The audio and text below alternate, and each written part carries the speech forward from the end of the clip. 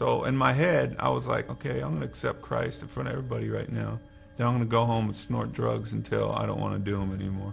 And that was my way of thinking. So I received Christ at the church. I went home, neglected my daughter and put her in front of the TV. I remember I grabbed a $100 bill. I always used a $100 bill for some reason, pride or something.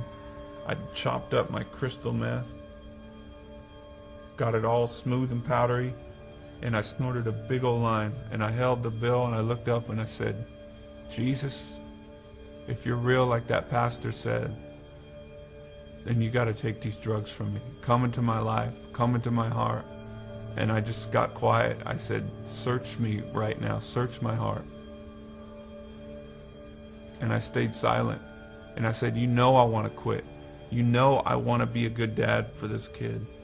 She lost her mother to drugs, and she's going to lose me if I don't quit. Amen.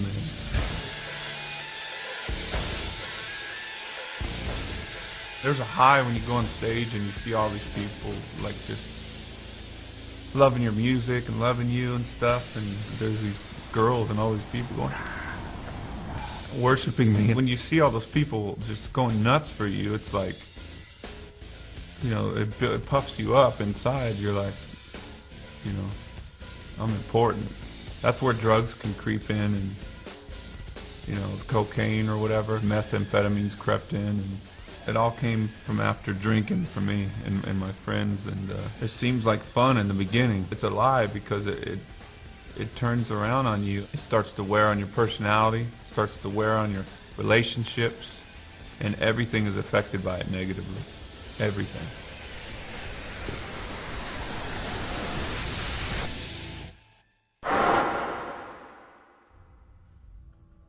There was a few times where life seemed good. My daughter Janaea, she came into the world, and I was like, it was just such a euphoric feeling. I thought my life could just feel like that forever, you know. It was like it was spiritual. Just, I didn't know what was happening. I just felt so much love just fill my emotions, and I thought I was gonna be happy, but I just couldn't stay sober. I didn't know how. I hit rock bottom. I had swore that I would never do methamphetamines again because I saw what it did to my child's mother. It just took her feelings away and made her leave her kid. I just wanted her dead.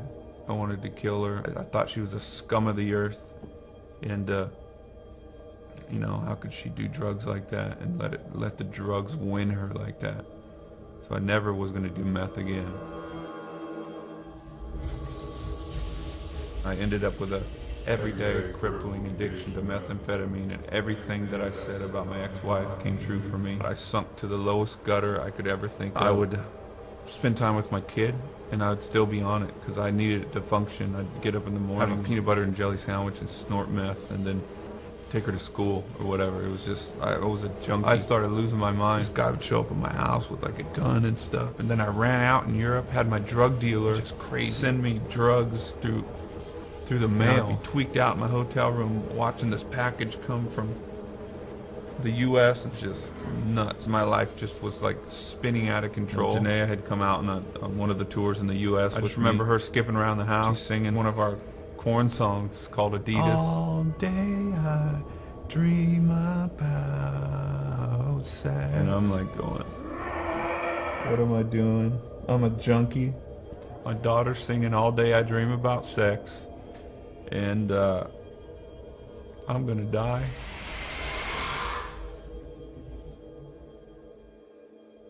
Father? My real estate broker, Eric, he said, Brian, I don't mean to be weird with you. I hope you don't take this the wrong way, but I felt the scripture like jump out at me. I've never done this before, you know, so I don't really know how to do this, but I felt like this would mean something to you.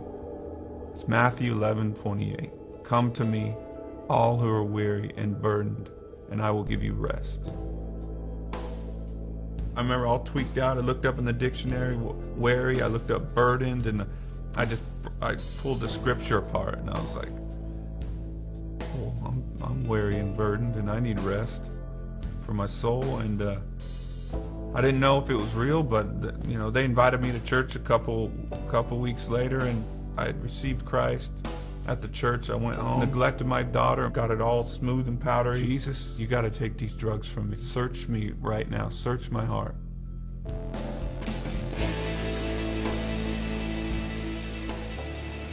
Father. I felt so much fatherly love from heaven, and it was like, I don't condemn you. I love you. I love you. It was just love, love, and instantly that love from God came into me. It was so powerful that the next day I threw away all my drugs, and I quit Korn. I was like, I'm quitting Korn, and I'm gonna raise my kid, because my kid, like, I got the love from God coming to me, and then it came out of me to my kid. It changed me. My heart was changed like that, and I was like, Janaea, Daddy's gonna be home with you all the time. I'm quitting my career. And her face lit up, and she's like, for me? You know, she felt so special, and God used her to save me, to save her life later on.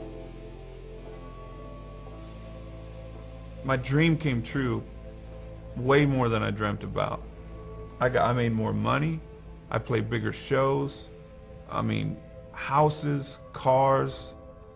I tried drugs, I tried sex, I tried everything to try to get pleasure out of this life. And I thought that I could fulfill my life with all this stuff by having my dream come true, and it came true. But it didn't fulfill it. When Christ came in, that feeling, he gives you the gift of understanding life, which is everything was created for Christ and by him, and we're created to be with him. And it's the most incredible feeling, because you're where you belong, and contentment is given to you in life because you don't have to look anywhere else, and you're exactly where you need to be, and the question about life is answered. I'm Brian Head Welch, and I am second.